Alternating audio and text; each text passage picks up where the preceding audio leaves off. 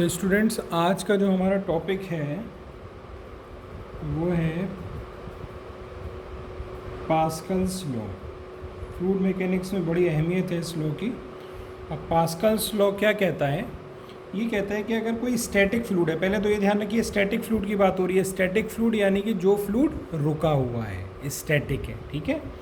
तो static fluid में हर point पर, जैसे मान लेते हैं ये स्टैटिक फ्लूइड है, ये उसके मैंने लेयर्स बना दी हैं ऐसे, तो इसके हर पॉइंट पर जो प्रेशर होता है वो सेम होता है। हर पॉइंट पर प्रेशर क्या होता है? वो सेम होता है, चाहे इधर हो चाहे इधर हो, डायरेक्शन चाहे जो हो उसकी, वो प्रेशर की वैल्यू सेम होती है। इसीलिए मैंने सबको पी लिख रखा है। अच्छा, प्रेशर का फॉर्मूला हमारे पास क्या होता है? प्रेशर का फॉर्मूला होता है फोर्स अपॉन एरिया।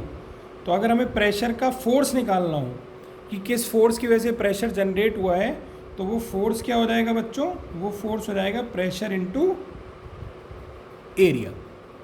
ठीक, ये ध्यान रखेंगे थोड़ा सा हम लोग। अब हम लोग बात करते हैं पास्कल्स लॉ की प्रूविंग की। तो बहुत ध्यान से देखिएगा, जो डायग्राम अभी मैं बनाने जा रहा हूँ इसको ध्यान से देखिए। मैंने एक रेक्टेंगुलर बॉक्स टाइप का बनाया है अभी, ठीक, ये बनाया है ऐसे। हम जो स्टडी करने जा रहे हैं बच्चों, वो ध्यान से देखना। हम एक ट्राइंगुलर ब्लॉक पे, जैसे ये लेयर्स जो बच्चों हमने बना रखी ना, ये सब लेयर्स हमने बना रखी हैं, ये इसमें एक ट्राइंगुलर फिगर में हम बताने जा रहे हैं कि इधर का प्रेशर, इधर का प्रेशर और इधर का प्रेशर, ये एक्स डायरेक्शन, ये वाई डायरेक्शन, ये जेड डायरेक्शन, इसमें हम लोग कैलकुलेट करने जा रहे हैं कि एक्स डायरेक्शन का pressure P X, Y direction का प्रेशर पी वाई और जेड डायरेक्शन का प्रेशर पी जेड, ये तीनों इक्वल होंगे। पास्कल लॉ यही कहता है कि आप किसी भी पॉइंट पर अगर प्रेशर देखेंगे स्टैटिक फ्लूइड में, यहाँ देखें, यहाँ देखें, यहाँ देखें, वो प्रेशर इक्वल होगा। तो हमने क्या किया है, एक ट्राइंगुलर एलिमेंट ले लिया इसके अंदर, और हम इसमें प्रूफ कर देंगे कि पी एक्स, पी वाई और पी जेड तीनों बराबर है। हम ये करने जा रहे हैं। आप कहेंगे आपने ऐसा क्यों ले लिया?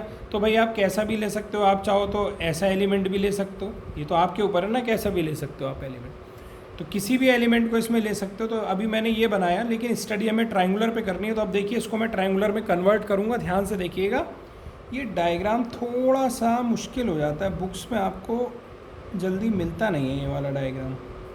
इसको ध्यान से देखिएगा कैसे मैंने बनाया है ये। ठीक, हम लोग जो बात करने जा रहे हैं, जिस डायग्राम पे हमें कंसंट्रेट करना है, वो डायग्राम का चलो नाम भी रख देता हूँ, ए बी सी डी, ये वाला face, E F C D E F नीचे वाला फेस है ना, और फिर ये जिसमें मैंने शेड कर दे रहा हूँ हल्का हल्का, ये वाला ऊपर वाला फेस, इसकी हम लोग बात करने जा रहे हैं। ठीक है बच्चों, चलिए मैं मान लेता हूँ कि ये जो मैंने, ठीक है बेटा, कर रहे हैं, कर भी दिया है आपके कहने से पहले। चलिए देखिए, अब अगर मान लेता हूँ कि मैं ये वाली जो विड्थ है वो dx है, और ये वाली जो विड्थ है इसको मैंने dx माना, ये वाली विड्थ को dx नहीं dy, y डायरेक्शन में है ना, मान सकते हैं इसको हम लोग dy मान लिया। ये x डायरेक्शन में है, इसको मैंने मान लिया dx। ठीक है, अब देखो ज़रा, अगर मैं ये डायग्राम बनाता है ऐसे, अभी काम सारा मैं वहीं करूँगा, आपसे कुछ पूछना चाहता हूँ इसलिए ये बना रहा हूँ यहाँ पर, आपसे पूछना चाहता हूँ इसलिए बनाया मैंने ये। अगर मैंने इस विड्थ को 1 कर दिया है और इस वाली विड्थ को मैंने dy कर दिया है, अच्छा ये 1 है तो ये वाला भी 1 हो जाएगा, और ये वाली विड्थ क्या है हमारी? dx है। अब जवाब दीजिएगा ज़रा मुझे, अगर मैं आपसे ये एरिया पूछूं तो ये एरिया कितना हो जाएगा, और ये एरिया पूछूं तो ये एरिया कितना हो जाएगा?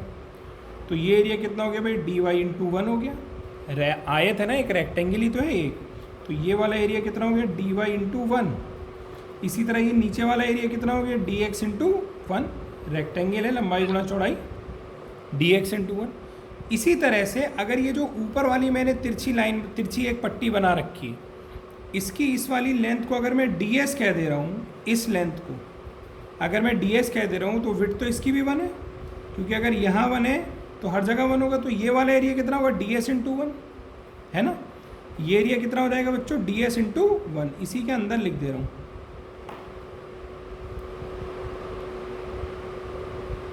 डी एस इंटू, ये एरिया कितना हो जाएगा वो भी हम लिख चुके हैं। चलिए अब ज़रा इस डायग्राम के हिसाब से मुझे बताइएगा।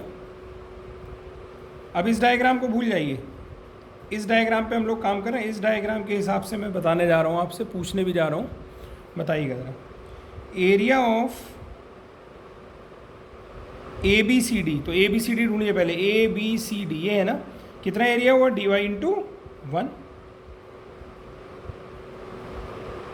वन हमने इसकी विड्थ मानी है। आप कहेंगे सर वन क्यों मान ली, हम यूनिट विड्थ के एलिमेंट पे काम कर रहे हैं। आप कहोगे नहीं मैं वो यूनिट विड्थ नहीं लूँगा, तो आप कुछ भी ले लेना, इसको बी ले लेना, ए ले लेना, कुछ भी ले लेना, वो लास्ट में एक्चुअली कैंसिल आउट हो जाता है, तो कोई फ़र्क नहीं पड़ेगा। तो यूनिट विड्थ हम लोग ले लेते हैं, तो D Y into one D Y हो जाएगा, लिखने में आसान हो जाता है और कुछ नहीं। फिर क्या होगा, एरिया ऑफ, अगर मैं आपसे नीचे वाला एलिमेंट पूछूं, ये वाले एलिमेंट का एरिया पूछूं, तो कितना होगा, नाम क्या होगा इसका, C D E F, C D E F. और इसका एरिया कितना हो जाएगा बच्चों, अगर ध्यान से देखें तो डी एक्स इंटू वन। इसी तरह एरिया ऑफ वो जो ट्राइंगुलर एक स्ट्रिप बनी हुई है, ट्राइंगुलर जो पट्टी बनी हुई है, A B E F, A B E F, इसका एरिया कितना हो जाएगा बच्चों, अगर देखेंगे तो D S into one. Very good, D S into one हो जाएगा। चलिए आगे देखते हैं। अब मैं मान लेता हूँ कि इस डायरेक्शन का जो प्रेशर है, इसका एक्स डायरेक्शन का जो प्रेशर है उसको मैंने मान लिया पी एक्स, पी एक्स। इसी तरह वाई डायरेक्शन का जो प्रेशर है उसको मैंने मान लिया पी वाई, और इस डायरेक्शन का जिसको जेड डायरेक्शन की तरह ट्रीट कर रहे हैं, इसका जो प्रेशर है उसको मैंने मान लिया पी जेड, ये मैंने मान लिया। अब अगर मैं आपसे फोर्स पूछूं, तो बच्चों अभी मैंने ऊपर बताया फोर्स क्या होता है, प्रेशर इनटू एरिया। तो अगर मैं एक्स डायरेक्शन का फोर्स आपसे पूछूंगा तो आप क्या लिखेंगे, अगर मैं आपसे पूछूं, यहीं पर बता देता हूं, फोर्स इन एक्स डायरेक्शन क्या होगा, वो प्रेशर इनटू एरिया। तो प्रेशर कितना है पी एक्स, और एरिया कितना है जिस पे लग रहा है A B C D, A B C D का एरिया कितना निकाला है आपने, डी वाई इंटू वन, तो ये जाएगा डी वाई इंटू वन। थोड़ा सा खिसका लेते, ये हो गया। इसी तरह से अगर मैं आपसे पूछूंगा कि वाई डायरेक्शन का फोर्स क्या है, ठीक है, तो वाई डायरेक्शन का फोर्स यानी इस डायरेक्शन का फोर्स क्या होगा, फोर्स का एरिया प्रेशर इनटू एरिया। तो प्रेशर कितना है पी वाई, और ये area C D E F का एरिया कितना देखो हम लोग निकाल रखा है, डी एक्स इंटू वन। तो इसी तरह से फोर्स इन वाई डायरेक्शन कितना हो जाएगा, यहाँ लिख दे रहा हूँ मैं, P Y into D X into, ये वाई डायरेक्शन का फोर्स है ये, और ये वाला एक्स डायरेक्शन का फोर्स है।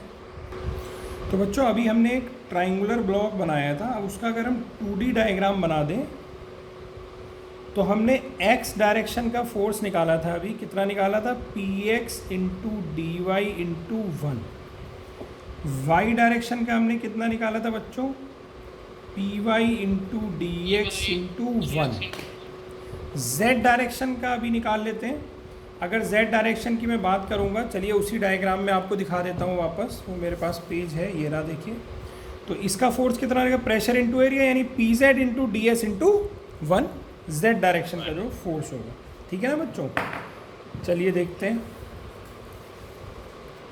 तो ये वाला कितना हो जाएगा, P Z into D S into one, ये हो जाएगा फोर्स, जेड डायरेक्शन का फोर्स, ठीक है। मान लेते हैं जो हमने इंक्लाइंड वाला बनाया है उसको थीटा एंगल पर बनाया है, ध्यान से देखिएगा ज़रा।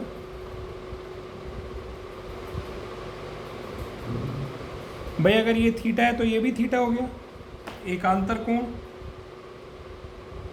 ऑल्टरनेट एंगल, और ये थीटा है तो ये 90 माइनस थीटा हो गया, और फिर ये वाला कितना हो गया, थीटा हो गया। तो अब अगर इसके तुम कंपोनेंट करोगे P Z into D S into one के, तो एंगल के साथ वाला कंपोनेंट क्या होता है बच्चों,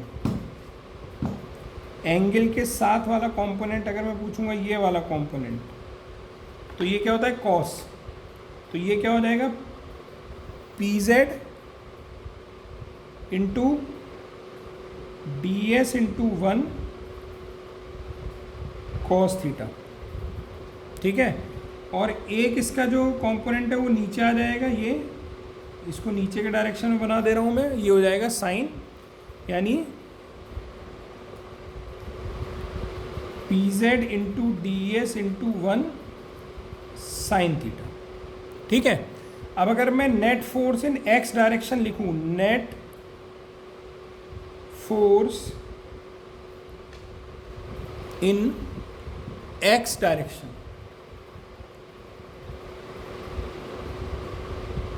क्या हो जाएगा? एक्स में देखिए कि एक ब्लैक वाला फोर्स अंदर जा रहा है, P X into D Y into 1 minus ये रेड वाला फोर्स बाहर आ रहा है, P Z into D S into 1 cos theta is equal to 0। X direction का फोर्स मैंने 0 कर दिया, क्यों कर दिया? क्योंकि फ्लूइड स्टैटिक है यानी रुका हुआ है, और रुका हुआ है तो इसका मतलब क्या हो गया? एक्स डायरेक्शन में कोई भी फोर्स नहीं होगा, तो और अगर होगा तो टोटल फोर्स कितना होगा? 0 होगा, ठीक। यहाँ से देखते हैं, अभी इसी तरह से वाई डायरेक्शन का भी मैं लिख लेता हूँ नीचे, net force in Y direction. तो वाई डायरेक्शन में ऊपर जा रहा है ये ब्लैक वाला, कितना है ये? P Y into D X into 1, और एक ये रेड वाला नीचे आ रहा है minus P Z into D S into 1 sine theta is equal to 0। क्यों? क्योंकि फिर वाई डायरेक्शन में भी फ्लूइड स्टैटिक है, इसलिए वाई डायरेक्शन का भी टोटल फोर्स क्या होगा? 0 होगा, ठीक है। अब देखिए ज़रा एक बात और समझते हैं, यही ट्रायंगुलर वाला एलिमेंट जो है वो मैं दोबारा बना रहा हूँ।